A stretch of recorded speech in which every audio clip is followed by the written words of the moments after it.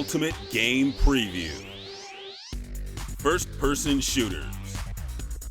The first-person shooter is easily the industry's cash cow, but you wouldn't know it by the meager release schedule we endured in 2012.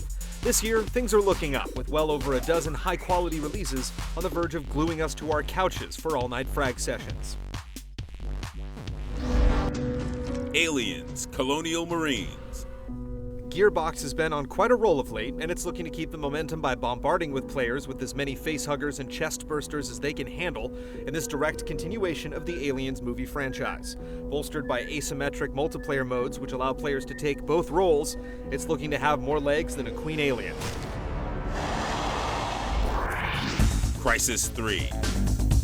The Crysis franchise initially built its name upon its astounding visuals, and the pedigree lives on in Crysis 3.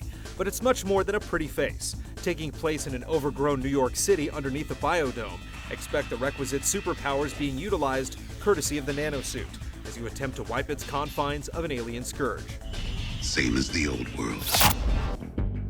Sniper, Ghost Warrior 2. As time goes on, video games seem to do one of two things: include every conceivable gameplay type in one release, or go completely niche. Ghost Warrior 2 chooses the latter, eschewing vehicle segments and run-and-gun aesthetics in favor of placing a single bullet between the eyes of the enemy. It's not the most robust game on this list, but it will have a strong appeal to a very specific audience. Time to go! BioShock Infinite. It seems like it's been a long time coming, but BioShock Infinite is finally almost here. Taking place in a floating city called Columbia, you're summoned to the location to help locate a young girl who's gone missing. Incorporating an open world, tons of creative power-ups called elixirs, and that patented BioShock immersion. We'd be lying if we said it's not one of our most anticipated games of 2013, shooter or otherwise. Give it to me! Metro, Last Light. Things aren't going too well for THQ right now, which has us wondering if this game has seen its last light for 2013. Considering it's almost complete, we have a hard time believing that some publisher won't pick it up if THQ is unable to deliver. Either way, you can cut the atmosphere in this game with a knife as you attempt to survive a Russian nuclear winter with all manner of mutations on the loose.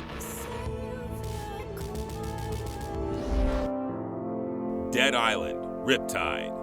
The first Dead Island literally came out of nowhere to become a cult hit, but the sequel dubbed Riptide isn't going to sneak up on anyone. Set in an open world overrun by animated corpses, Riptide picks up right after the conclusion of the first game, and allows for plenty of weapon fidgeting, role-playing elements, and drop-in, drop-out co-op insanity. It's perhaps a little too soon for a full-fledged sequel, but the developers have been forthcoming in stating that this is a mere side story on the way to Dead Island 2.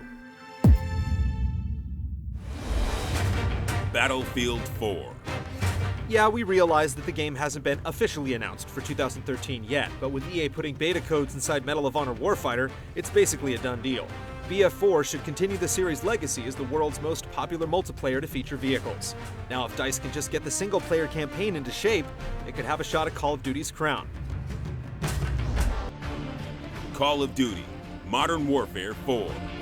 Sure, it hasn't been announced either, but it will take an apocalypse like the Mayans could ever comprehend to keep Modern Warfare 4 from being released this November.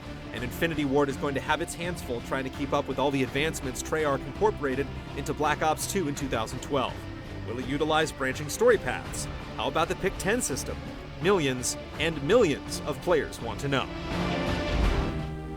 Arma 3. Water is usually an afterthought in first-person shooters, but in Arma 3 it's one of the game's biggest new features. With scuba-based gunfights and the ability to use the coastline to your advantage, it's something that seems simple, yet genius. Arma 3 will retain the same rigid realism the series is known for, including a variety of stances to shoot from, and its fans wouldn't have it any other way. Brothers in Arms, Furious 4. Once known as a deathly serious World War II simulation, Brothers in Arms tried to place its tongue firmly in its cheek for Furious 4. And since fans reacted poorly to this new direction for the BIA brand, it will ultimately drop the name and come locked and loaded as a new IP. In what appears to be a satirical chase for Hitler by 4 off-kilter protagonists, it's already been mentioned that 4-player co-op is a go. And since eliminating the branding, Gearbox's Randy Pitchford says that all bets are off, and to prepare for the unexpected. Destiny. It seems like it's been forever since Bungie dropped the Halo franchise in favor of creating multi-platform games. And truth be told, it has been.